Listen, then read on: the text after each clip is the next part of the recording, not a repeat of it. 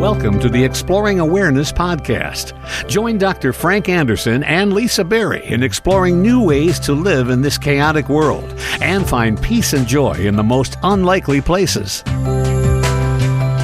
Welcome to the Exploring Awareness podcast. Thanks so much for listening. I'm Lisa. We're here with Dr. Frank Anderson, having a conversation, talking about ways to help make sense of the world, but from a deeper perspective, and trying to navigate the challenges in a way that might lead to solutions and less discomfort and more balance in our life and more of a self-aware life.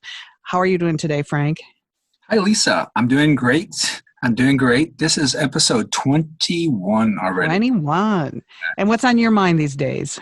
Well, I was thinking 20 is like a nice number, like a checkpoint. And I thought today it might be good to take stock in what we've been talking about, comment on some of the feedback that I've received, and maybe we can explore some of the issues a little deeper, kind of a review in some ways, so we know where we're going to go for our next 20 episodes. I love feedback. In fact, if you're listening and you have feedback, this isn't your first episode, you can email us at exploringawareness@gmail.com. We'd love your feedback, but we are continuing to get it in person. I know I am. What have you been hearing lately? Yeah, well, I get a lot of feedback, and I'm really happy to hear about it. But one of the interesting feedbacks that I get from people a lot is they say, I can't meditate. So I just can't meditate. I can't control my mind, and I can't meditate. And there's kind of like that stop there that you can't really get past. And I did want to kind of see if we could address that because that kind of barrier that people put for themselves, I'd like to have a look at that and have people look at that and see if that's really true. And we talk about meditation a lot on this podcast. And ultimately, I feel like we can talk about it and try to explain it and try to describe it. But once you experience it for yourself, that can really make a difference. So I know we try to present it in different ways, and hopefully that people can learn about it. So how would you want to begin to even describe it? One thing about that word meditation is that it connotates a lot of things for people. They hear the word meditation and they think, oh, this might be something, exotic from another country, or this might be, I have to turn my mind off and I just can't do that. Or they might say, oh, meditation is something I have to do. I need to do this. It's like part of your to-do list, and you can never quite get through your to-do list. Some other people might think, well, I'm a certain religion, and it seems like this meditation might be Buddhist or something, and that would be against my religion. And so there's all those ideas about what meditation is that can just the word meditation can create a barrier. Now, one of the feedback I got this week, and it was beautiful, a coworker approached me and said that they had been listening to the podcast and they never really did much meditation, never was very interested in it. But this person was taking exploring awareness breaks. Ah, nice. Isn't that nice? And yeah, I was thinking about that. Never really thought about it like that. We talk about exploring awareness, and the name of our podcast is Exploring Awareness, but it does take away that word meditation that has all these connotations, and exploring awareness is actually the experience that happens when you do some meditation techniques, right? And so I think that exploring awareness for me means being in this place where you've got insight, where you've got this wisdom, where you're seeing what's happening. We also talk about that, once you can do that, and there's this sense of love and peace and joy, because you're no longer kind of constrained by all your thoughts. So when you explore awareness, or you sit as awareness, as we talk about a lot in the guided meditations, it's not like you have to do that. It's not like a task, but it's an opportunity to be fully present and really get to know what life is about. Otherwise, it can seem very small. So I liked that she used that term, because exploring awareness is a cool thing you can do anytime. Right. To meditate, you kind of have to like say, oh, I've got to do something in a certain way, or I might get hit on the head with a, Korean Zen stick. Well, a lot of this is, you mentioned people of certain religion. This is not a religious, I mean, it could be a religious experience in a different definition, but we're not Buddhists trying to tell you how to think or how to be. It's not we're not pursuing or pushing any dogma or religion. It's just a way to be. It's just a way to be more balanced and more self-aware and peaceful and calm. So you can be of any religion, you can be in any country. And that's the glorious thing about this podcast, looking how people are listening all over the world. That just blows me away. And thank you. If you're outside of the United States where we're broadcasting, or inside of the United States, we're grateful for that too. But it doesn't matter what religion you are, or where you live, or who you are, or what sex you identify with. Meditation has benefits. And I love how we've talked about this before too, that meditation can almost be like prayer from a certain perspective. It doesn't have to be a prayer or compared to prayer, but it could be like that. Are you familiar with Michael Singer at all? No. He wrote The Untethered Soul. He recorded the book, and it keeps popping up in my life. And the very first chapter is about this conversation we have inside our head, that a lot of people don't even realize that there's this internal conversation in their head all the time. You're talking to yourself, or something, conversation's going on. And for me, meditation helps turn that off. And then you're just kind of floating, and you can just breathe and relax and get rid of all those thoughts that are exhausting at sometimes. Sometimes they can be joyous, but I think when you're having that your own internal dialogue, it can be exhausting sometimes. Well, it's interesting you say that way, because when you look back on it, it looks like you're getting rid of thoughts. But actually what happens when you meditate, or when you become aware of your internal dialogue, it kind of dissolves, and then it's kind of gone. And when we talk about, the challenges of meditation, and people say, well, I can't stop my thoughts.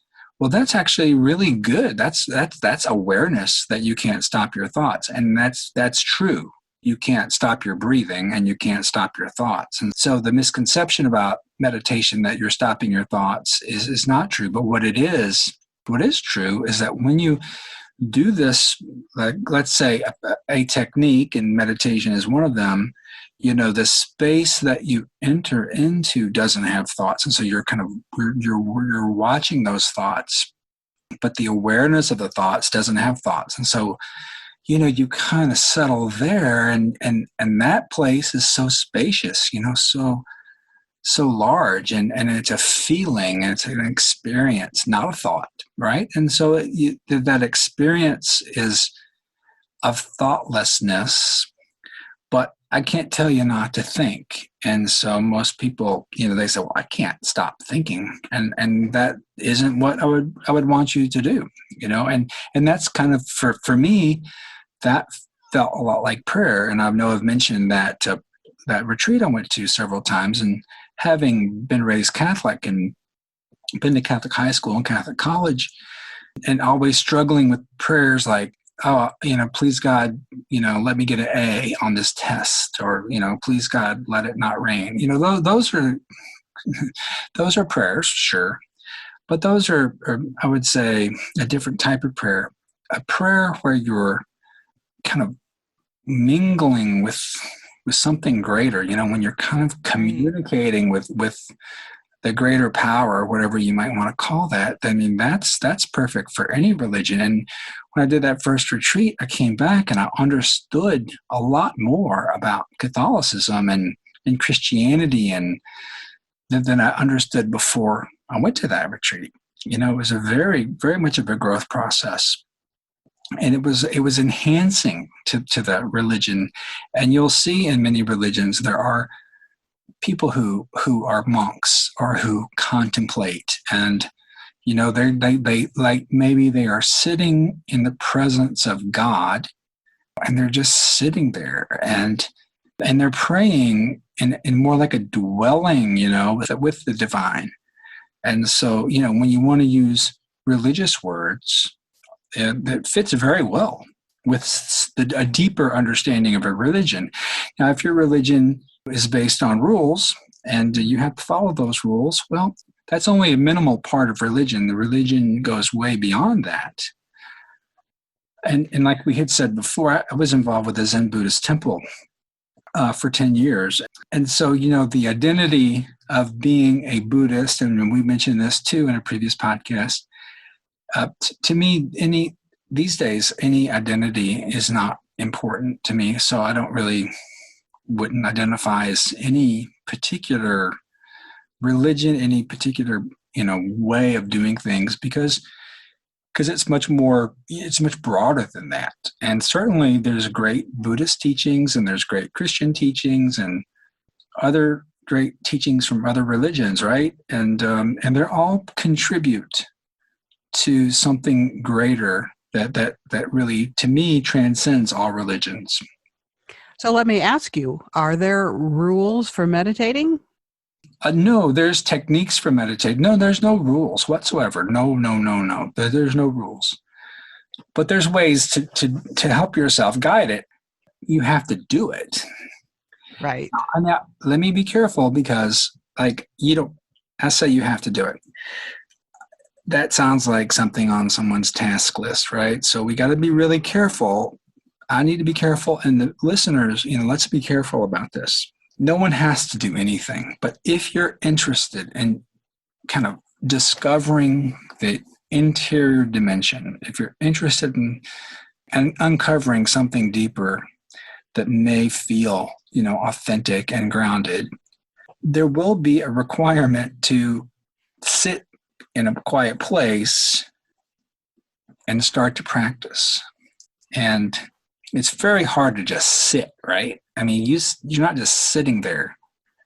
We use these techniques of first becoming aware of the breath, and then becoming aware of the body, and then, thoughts and emotions. And so that's it's not a rule, but that's a nice guideline for how you might begin this process that will eventually unfold within you. It doesn't just stop at watching your breath. This is a whole process that unfolds. And, Lisa, you've been doing this for several months using these techniques that we talk about. Sometimes you don't know if anything changes or not. And then you kind of look in the retrospective scope and you say, oh, things are a little bit different. I mean, have you had that experience? Is that a doctor term, retrospective? Yes. Well, retrospectoscope is not. But okay. Well, I was going to say, cue the organ music because I'm going to begin my testimonial. Not only do I participate in this conversation, I practice the meditations at the end of every podcast. Frank leads us in a guided meditation. And the last two, and I've tried to put them out separately. If people want to do what I'm doing, 15 minutes, I need to meditate. How do I do this? And I listened to your one on letting go. And then last week you did one on fulfillment. And I find them both so helpful and so useful. They help me get into the space that I need to be in. And you have the soothing delivery and they just help me clear my mind. And it's really been helpful. So, when we talk about these conversations and where we are in life, and I don't want to get into it too much, but let's just say, like you, like everyone listening, like everyone on the planet, it's complicated. And I would just say that I'm swimming in it right now. And so I can say for me, I can't say you have to, but I need to meditate because I finally found how to get to that place where, and I don't even know if dissolve is the right word, but the thoughts that I woke up this morning and it was like, I was semi-frantic. I had so many layers of thoughts and situations going through my mind. And I thought, I cannot get through my day like this. I have got to let them go or let them dissolve or wherever they go or whatever happens. And so I did some meditation and just I found the place. Some people say my happy place.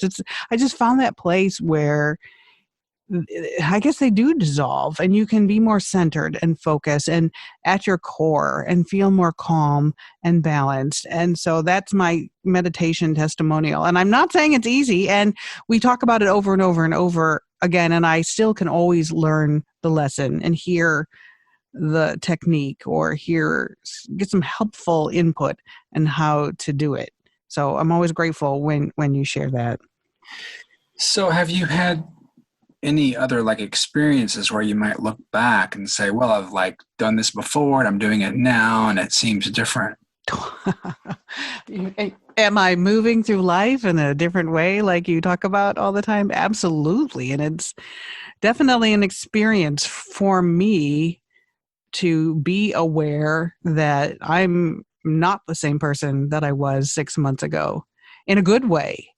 I feel like I'm calmer, more balanced. And one thing I wanted to talk about on one of these podcasts is sustaining that. You can get to that calm place and then life will happen and then you're out of it again. And I want to get there and stay there. But I definitely know that I've changed and I feel different and I look at life different. Now I'm working on sustaining that, not life's hard. Things happen all the time. And I want to get to that peaceful place and stay there. Do you think you do?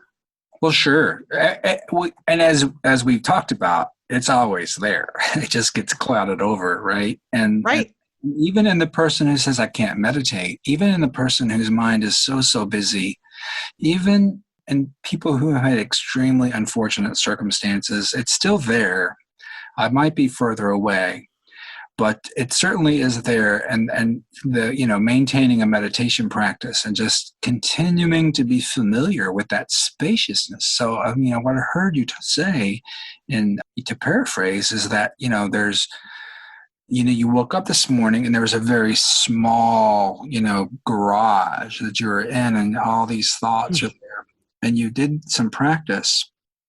And then all of a sudden, you're out in a field. You're not in a cave anymore. You're out in the meadows, and it isn't something that you made happen. It's that you connected your spaciousness. You connected to that what was already there. It wasn't anything that comes from the guided meditation. The guided meditations help people to go there but certainly that spaciousness is within all of us. And I don't think that's easy for people to understand. No. I mean, you can say it and I can say it, but until you experience it, I don't know if it's that easy to understand. It isn't. Yeah, that's a really good point. And that's why I think that 1 week when you meditated the heck out of the week, you remember when you meditated the heck out of a week? Yeah, and it required that decision. I know you don't like the word discipline. The decision is to sit and try it. Everyone can sit down and everyone can watch their breath.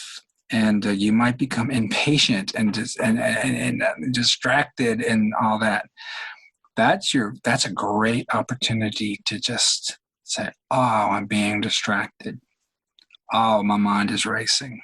Oh, I can't do this. But you're still sitting there and you're letting whatever happens in the present moment happen. So if there's resistance happening, pay attention to that. Adyashanti talks about how he used to go to meditation retreats, and as soon as they rang the bell, he wanted to leave. He had this like automatic reaction to leave. But he sat with that, and he sat there, and he kept sitting there, and whatever came up, he was mindful of, he was aware of. So, and in his case, a lot of mental activity. And for most people, a lot of mental activity. Well, that maybe if you could be compassionate with yourself and say, I got a lot of mental activity going on, a lot of crazy thoughts coming up. But, to like look at them like, oh, wow, I can't meditate. I'm saying to myself, I can't meditate. But actually, I'm sitting here meditating. So that really wasn't true, was it? And it's like, oh, wow. It feels more relaxing. What if I just be with my breath for a few minutes and just see what happens, And so it doesn't turn into an obligation. It doesn't turn into an expectation. It turns into a personal, experience of of life a little bit richer, a little bit deeper. And certainly your brain is wired to keep thinking, right? And reacting. And you've been doing it for, the 40 years that you've been on this earth, Lisa. Right around there. Thank you. I've been into Eric Fromm lately, a psychologist from like the late 50s, early 60s. And he says that Fromm argues that such all-inclusive love must begin with self-love. If I can say, I love you, I say, I love in you all of humanity, all that is alive. I love in you also myself. Self-love in this sense is the opposite of selfishness. That is so huge. I think he wrote that like in the 50s. So he's like basically saying you can't love other people unless you love yourself first. And I've talked about that before. It's not an ego, me first love. It's a just have some self-compassion. And I don't know if that's easy to do or not. Well, we hear that a lot, don't we? Love Yeah. yourself first. And some people don't love themselves, and that's just the fact of the matter. And it's probably because of so many situations that have occurred in their lives. And so, I want to be very sensitive to people who have difficulty loving themselves, right, for whatever reasons that might be, or people might not have thought about it. And so, when we talk sometimes, Lisa, on this podcast about a top-down approach versus a bottom-up approach. So let's say you say, well, you need to love yourself. Well, that can make some people just feel further deflated. It's like, oh, how am I going to love myself? So when we talk about this meditation and this kind of exploring awareness, so even when I was saying before, it's like, wow, once you kind of just sit yourself down and let these thoughts be there instead of like having thoughts, resisting thoughts, judging thoughts, regrets, it's all in the past. What if you could sit there and see all of that, and then maybe the sense that, it's like, oh, I'm letting this out. And underneath that is a sense of like love and care for myself, So like no longer am I just beating myself up with these thoughts. So it's kind of like this self-love emerges from this, people will call it a wellspring of love that's within. But, without using fancy words, it's just like, oh, it's like it could be a relief. It's like, really? I mean, I can just watch all this stuff and not let it affect me.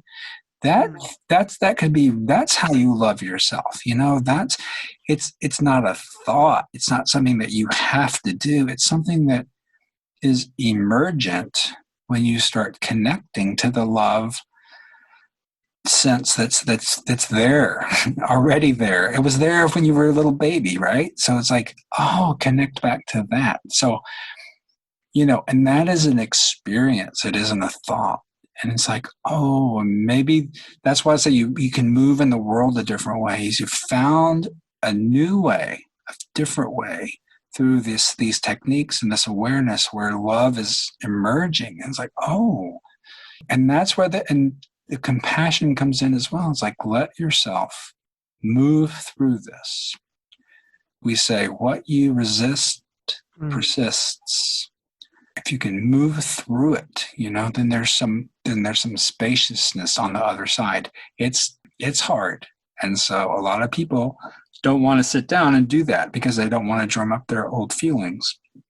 Well, that's what I was going to say. I know it's not easy. And you may think you love yourself, and then you may realize something about yourself and think, oh, maybe I wasn't treating myself as well as I should have. Mm-hmm. And again, it's not an ego, me first love, but it's like, it's a balance. Don't you think it's a balance between your needs and meeting the needs of others, but knowing that your needs are valid as well? That's a fine line to walk, I really think. Mm-hmm. And knowing your needs, kind of like what we talked about the last episode on fulfillment, what are true needs, what would fulfill you. And so, today we're kind of doing this recap on meditation and why you might meditate. And the direct connection is hard to explain, but this subtle change that you described so well before, it's like, oh, wow, that's a new opportunity for me to like be in this world instead of tight and stuck in the past. And then there's a loving sense if you get yourself out from being stuck. Does that make sense? Yeah, it does. But also with a new perspective comes increased responsibility, because if you've gotten to that place where you maybe are giving yourself a bit of a break and having more self-love, and then you start meditating and you start feeling better, then you can't go back to being how you were before. And now you have to keep all that up in a way. Yeah, but it's very natural. It's much more natural. Right. One of my favorite all-time quotes is from Marianne Williamson. You may have remembered her. She ran for one of the original Democratic candidates for president, but she's been around for a long time before that, writing books and speaking about grace and love. And one of her best quotes, I think, is, "Our deepest fear is not that we are inadequate. Our deepest fear is that we are powerful beyond measure. It is our light, not our darkness, that most frightens us."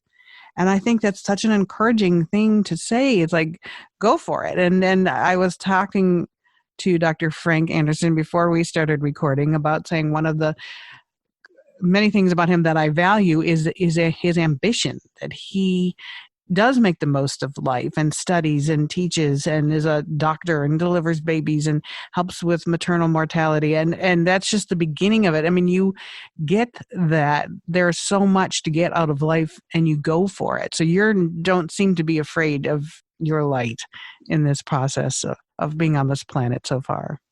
I agree with that quote, though. It is kind of scary, right? Because when you're used to living small, right, that's very safe. Yes, safe. That's the word. Thank you. And it is safe, and it's a lot easier to let someone else tell you what to do, to tell you how to think, and to tell you how to act.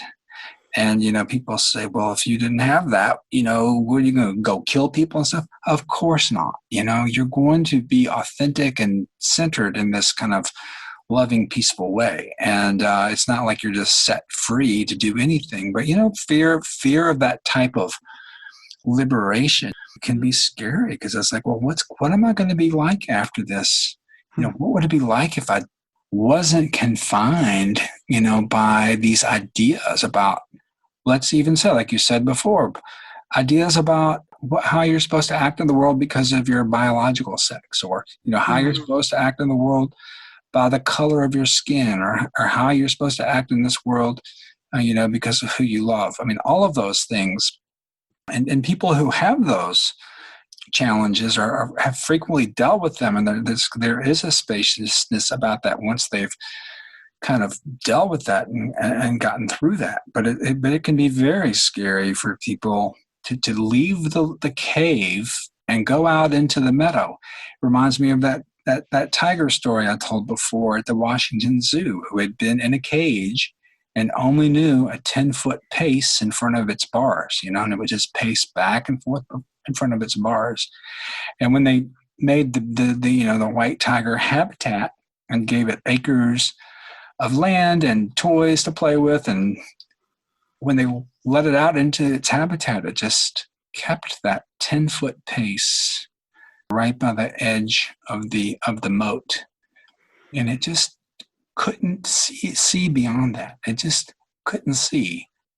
There was so much more opportunity, so much more spaciousness, so much more joy and exploration that could happen, but it just was habituated to do that. And we should play the Exploring Awareness podcast for that tiger. Well, you talk about being safe, and for me, it's a comfort zone. So my question is, how do you find comfort when you get out of your comfort zone? Well, that's because then the whole universe becomes your comfort zone. Yeah, that comfort zone that is only what you think is your comfort zone. And there's that leap of faith, it's true. But certainly once you leave your cave, the present moment is always safe. All right, let's talk about that for a second if we can. Your comfort zone is just what you think it is? Yeah, it totally is just what you think it is. It's your little box that you put around yourself to keep you safe. Do you have a comfort zone?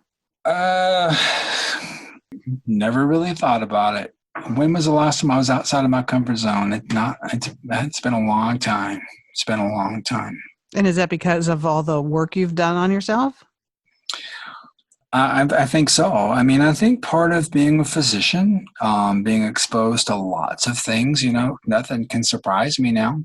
I enjoy going to festivals and things like this where there's all types of people. Maybe we can talk about that in another episode.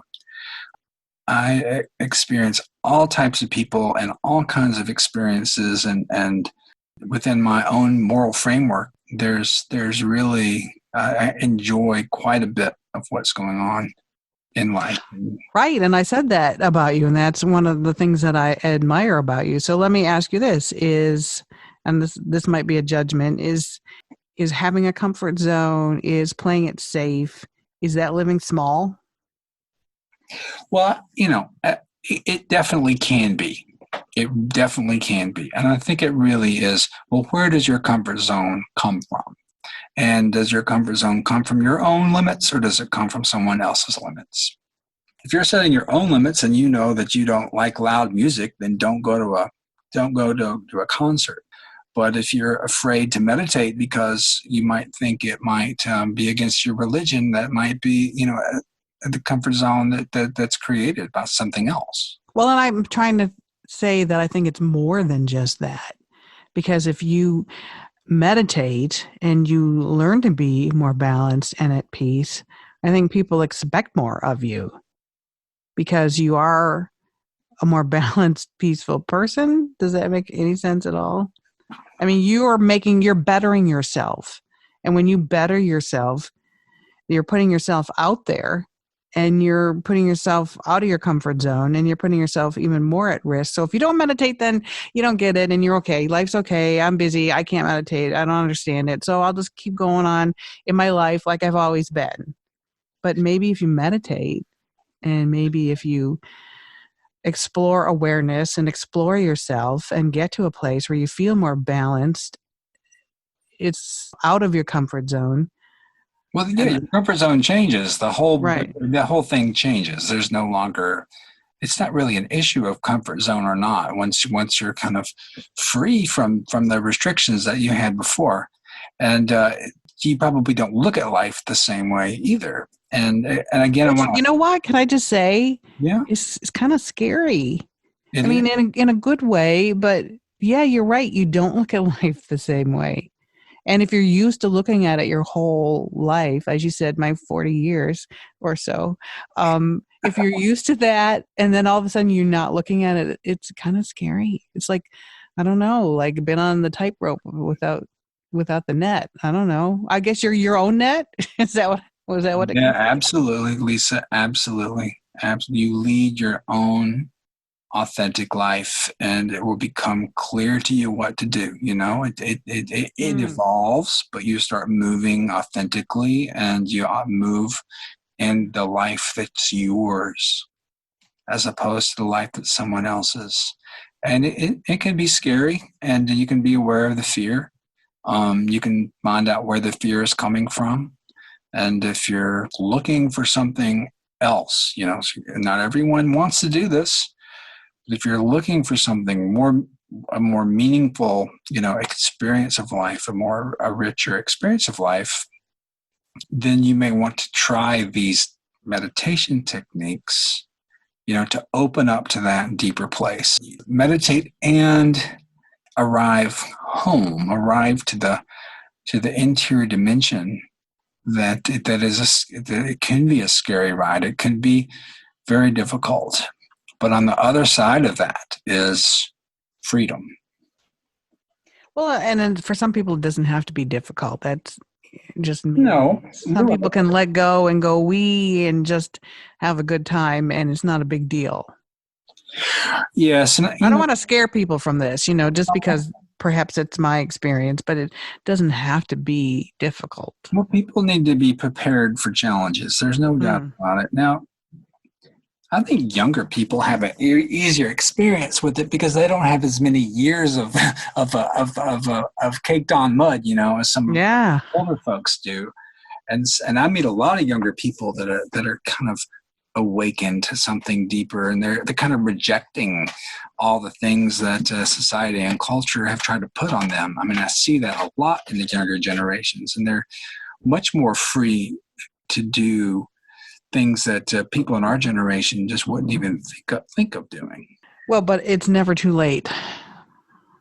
No, it's never too late to start.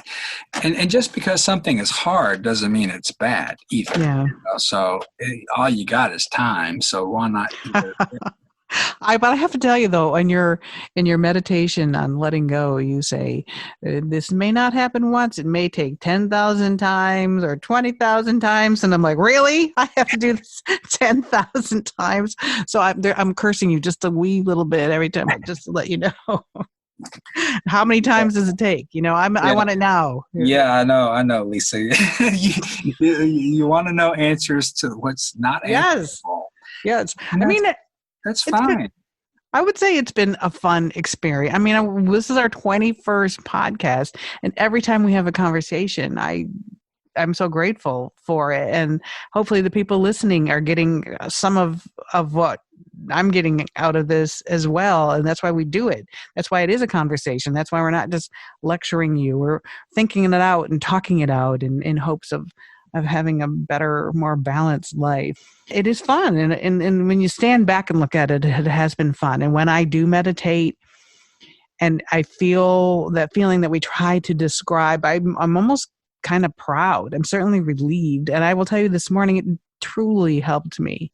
It truly helped me just get through the day and get through the experience. And it relaxes you. Do you find meditation relaxing? Oh, I definitely find that when I've finished meditating, I'm moving in the world grounded and purposeful and joyful. Absolutely. And that's relaxing. And I really am deeply convinced, Lisa, that given the situation in the world right now, although I want everyone to feel peaceful and happy, I really want the world to change. And, there's a sense that I have and others have as well that more people can do this, the more people that can kind of wake up to something, beyond this closed and selfish and scared and judgmental world, the more we can open up from that, that's how the world will be transformed. A peaceful person makes a peaceful neighborhood, and on, like we've said before. And so first we work on ourselves, and then we teach it to others.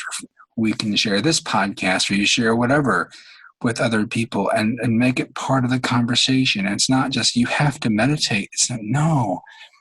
Take the opportunity of this human experience, to live it to its fullest and encourage others so that our world will live to its fullest instead of our world living so many problems and disagreements and duality and all of these things that cause a lot of people a lot of angst. It's not even necessary. Goodness.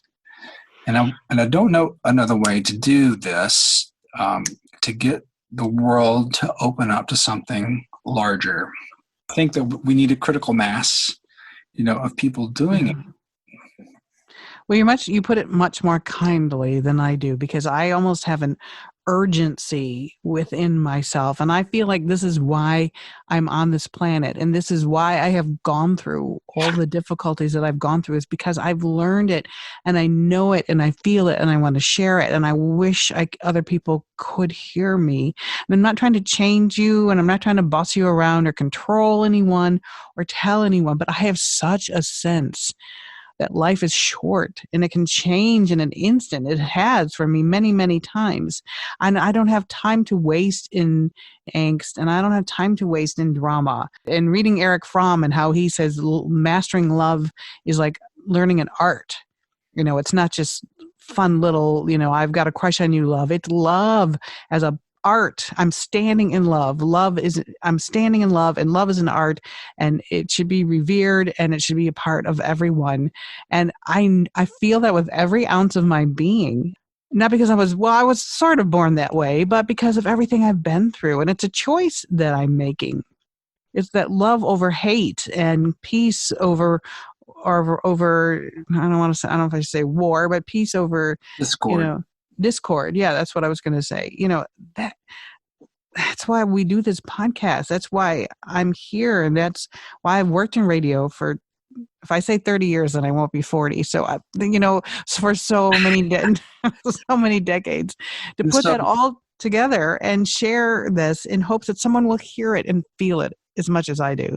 that's right. And so let's challenge the listeners, to like work on this, work with us on this. And, I'm not doing this podcast for any ego thing. I'm doing it to help people and to help the world. And, the messages that I give are the same messages that other teachers give, but we've got this group of people that are listening, and let's do our part, to make the world a better place from the inside out. Right. And so let's I'm asking listeners to practice what we're talking about. Share it with your friends. Let's get this message out that there's another way, and we can be very productive, and we can have everything that we already had, but it's just in it from a different perspective that is authentic, and it isn't from a striving, it isn't from a forcing, it isn't from selfishness. It's from from creating a world that we want to live in. That's really how I feel, and this is what we're doing. We're doing our best to get this message out, and I feel like very satisfied and happy that we can be doing this. And let's get all of our listeners to take this on. This is our role. So learn this stuff quickly and then start teaching it to others. Make the world a better place from the inside out. Mm-hmm. That's great.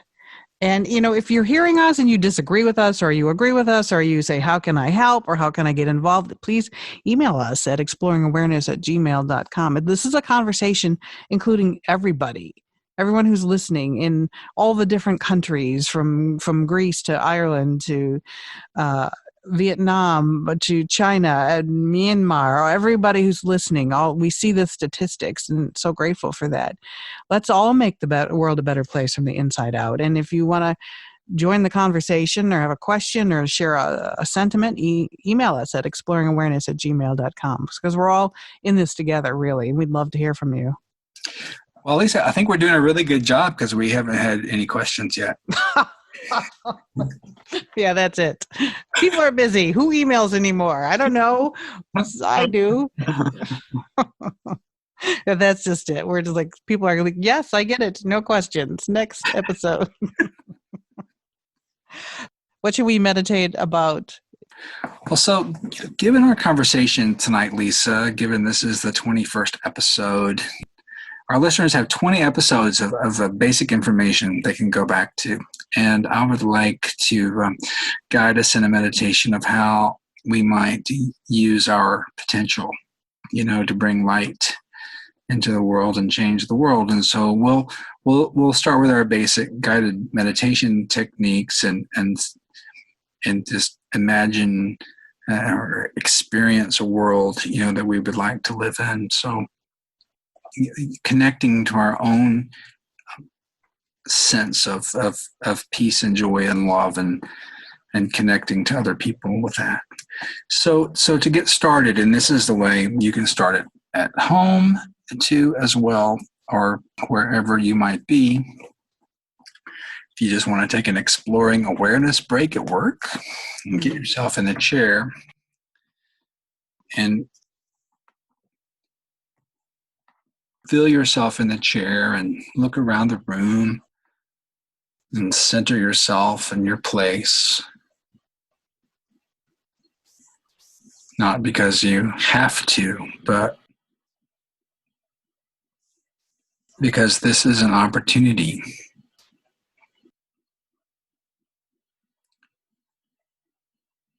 to experience something a little different.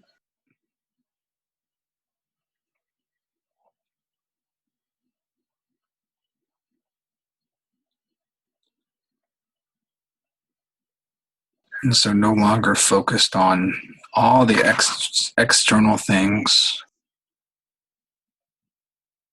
and just bringing the attention right to the chest.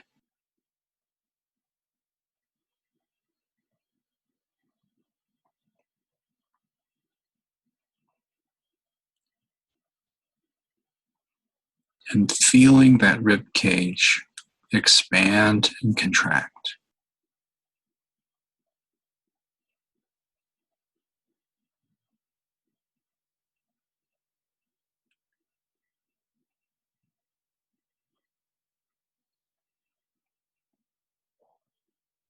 And this is how we start our meditation.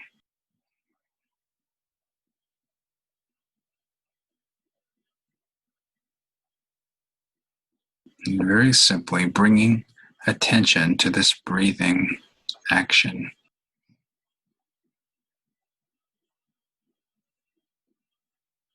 And your chest will expand on its own. And it creates this negative pressure that draws in the air through your nose or your mouth.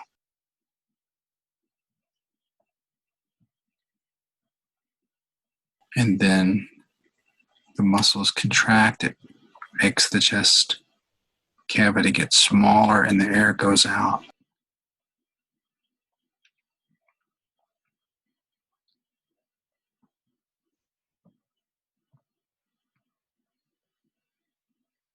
And see if you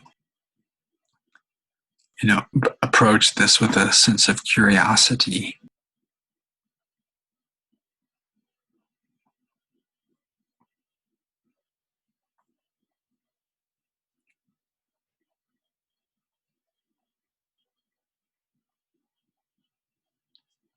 About this process that's going on in your body. And it's just natural, it's present moment. It's happening all the time.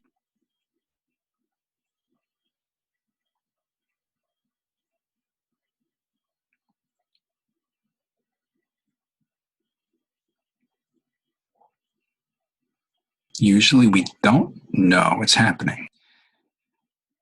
And so this practice, this is an experience of knowing that the breathing is happening.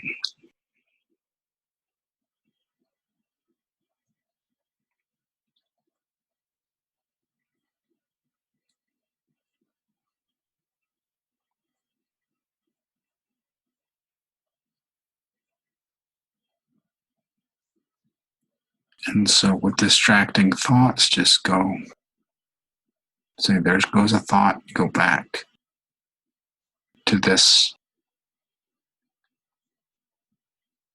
knowing that you're breathing.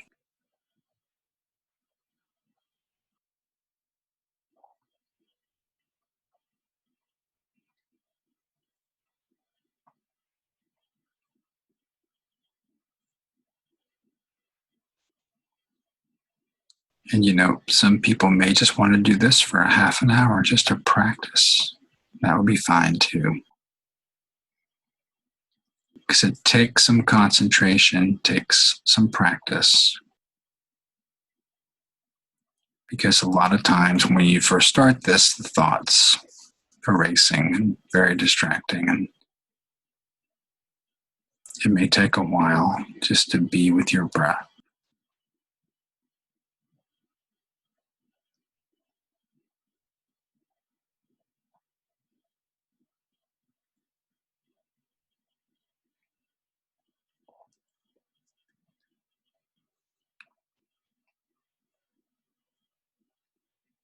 And we'll pay attention now just to our feet.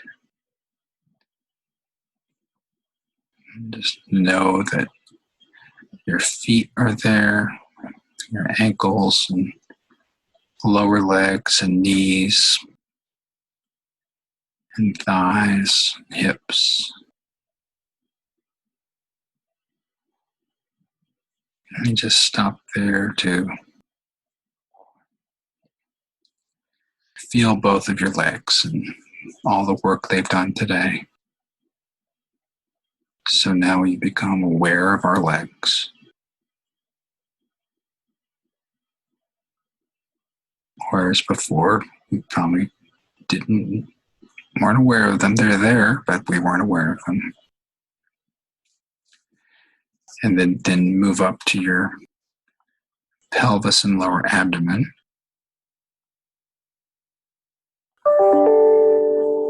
Check in there and see lots of organs there. It's a different sense of awareness than the muscles and bones of your legs. A lot going on. And then your chest.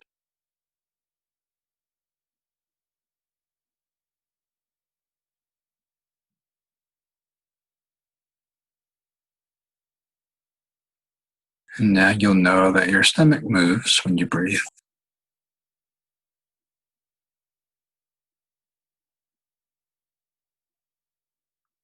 And then say hello to your lower back and middle back and upper back.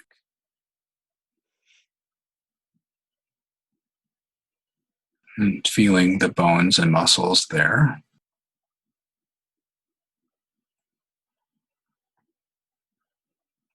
And sore spots.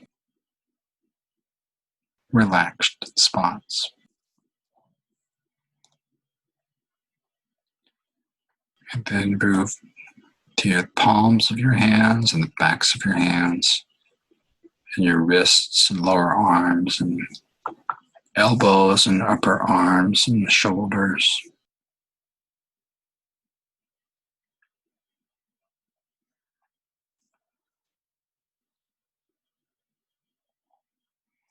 And so bringing the whole body into awareness. And then moving up the back of the head and around the ears and the top of the head, and then over to your eyebrows and eyes, the muscles around your eyes and your nose and your mouth and your chin.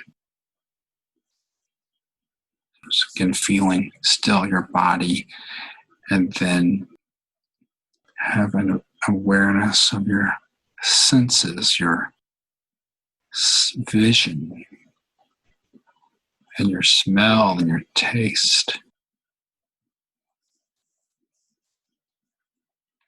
your ability to speak. Where just like we held the breath in awareness, we're holding the body in awareness and all the things the body does.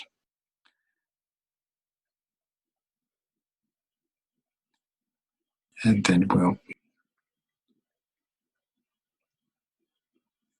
go to our brain.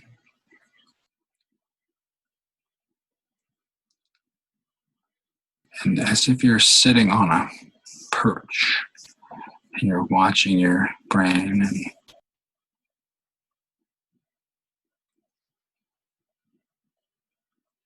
your thoughts are maybe racing, your thoughts might be calm.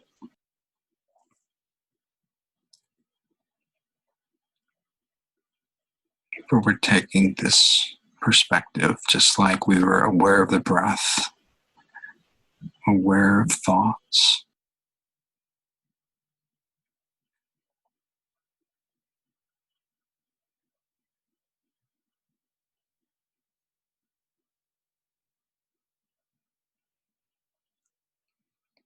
And some might be simple thoughts, but some may be very difficult thoughts.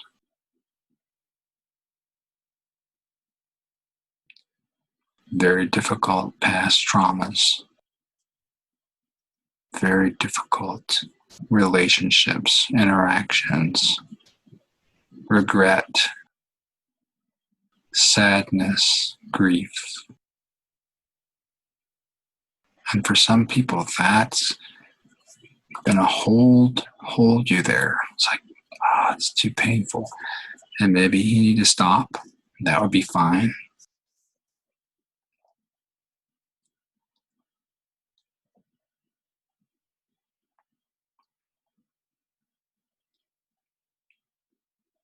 But what if you can keep going and just let whatever happened in the past happen?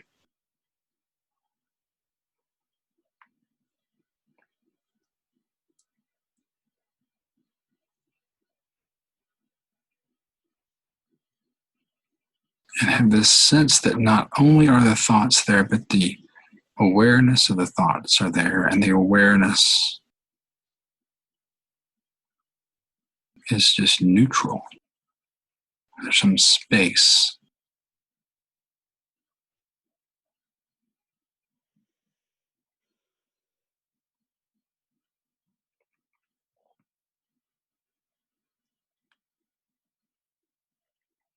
And so then those things don't have control over you anymore.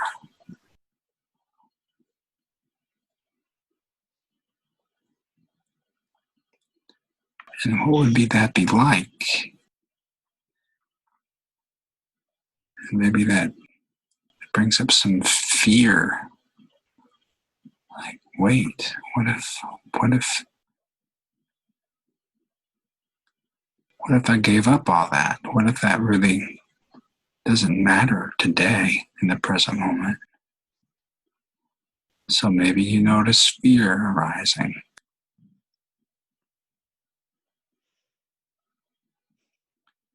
Let it come, let it fall.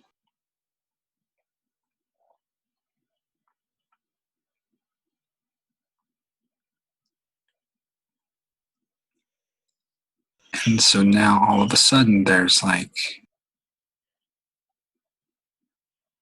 some new strength, some new spaciousness, this compassion.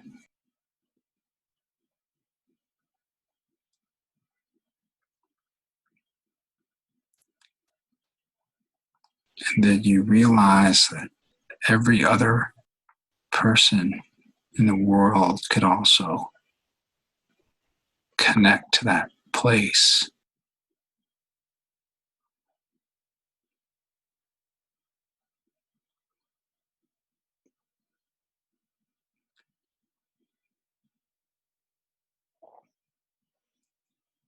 And that place where we're all connected to each other and to something greater, some greater experience of life that's beyond our thoughts.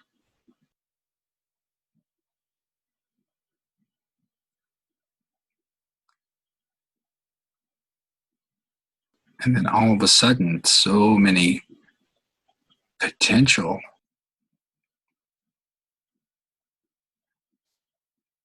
opportunities and ways of being open up.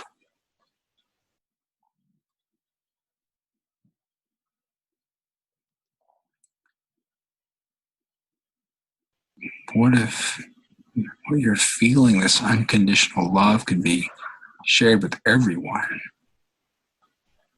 What if you were always at peace and just felt this joy of being no matter what happened? And what if we all felt like that? This feels like a relief and a connection to something. Could feel like light. As some people might use a word, God, Christ nature, or Buddha nature, or something beyond our thoughts and smallness.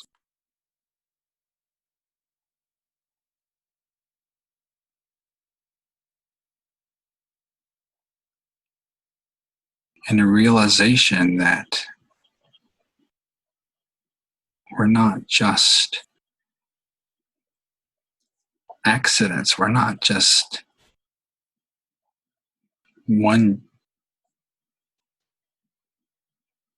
entity, but we're all part of something much, much larger.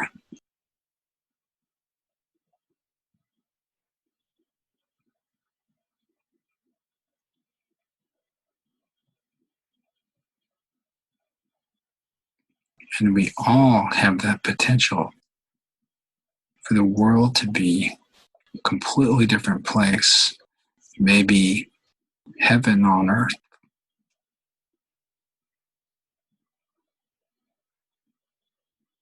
And so maybe you catch a little glimpse of that until your thoughts come back and say, no, no, no. And that's okay. I just bring this back to awareness. Again, practice, starting with the breath, the body, the thoughts, emotions. Rest as awareness.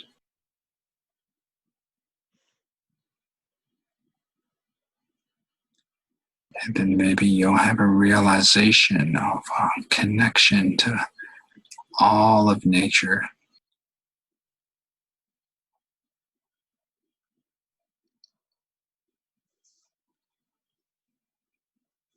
And then you'll move around in the world differently. You'll want to share this with your friends.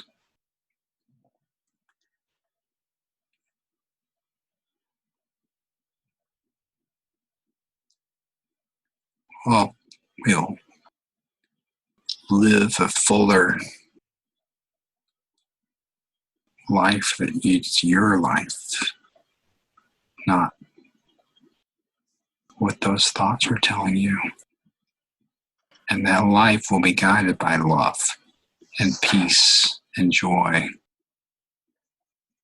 and generosity. You're not going to go crazy. Don't worry. You're going to move around very grounded, solid, moral. And you won't need rules and you won't need laws. You just move with generosity and peace and love.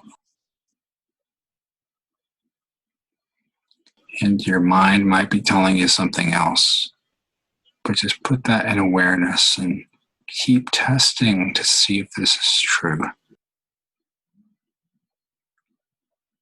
And don't believe me or other people. Just experience it for yourself.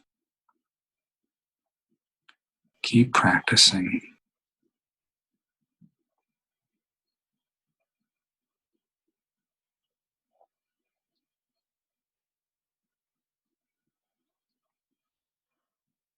Very necessary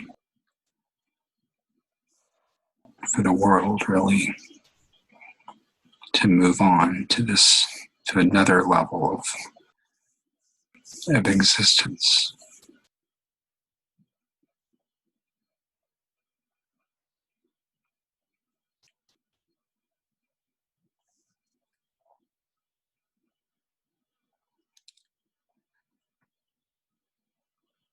And so we'll close now this meditation.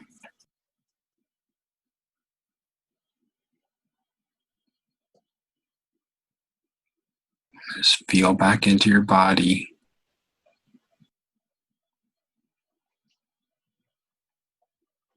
Take 3 deep breaths.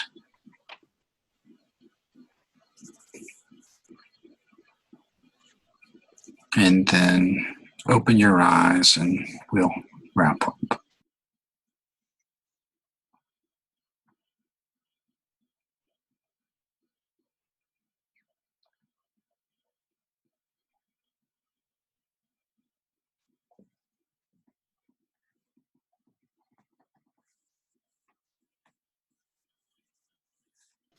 Well, all right, Lisa. Did you see the light there? I did.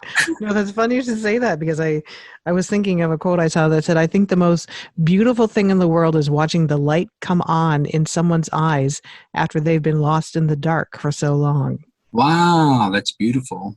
Yeah, lights on. So thank you for your insight and your wisdom and your lovely meditation. Well, and it's not mine. It's it's trans time wisdom. It's different people access it in different ways, and different people are transmitting it in different ways, and so those of us who've had some experience with that can help others, and that's what this is all about. Why don't you just email us and share your ideas and your thoughts? exploringawareness@gmail.com. We're on Facebook. Our Twitter account is growing at Explore Aware. We're excited about that. All the people following us on Twitter, and we're very grateful for that as well. Instagram page, website. So you can find us. We're out here, and we're so grateful that you're listening. And if enough people wanted to get together sometime, we could also have a Zoom meeting, and we could that'd be great. I would love to bring together, but email us and let us know if you'd like to do that, and we would set that up and give a few podcasts ahead of time so people would know. All right. Well, thanks for listening. Good luck, everybody. Keep practicing. Practice every day if you can. Have a wonderful week and enjoy each present moment as it unfolds. This podcast is not an attempt to practice medicine or provide specific medical advice, nor does use of this information establish a physician-patient relationship. Listening to this podcast does not replace medical consultation with a qualified health or medical professional to meet the health and medical needs of you or others. If you are having problems, please see your primary care provider or your local mental health professional.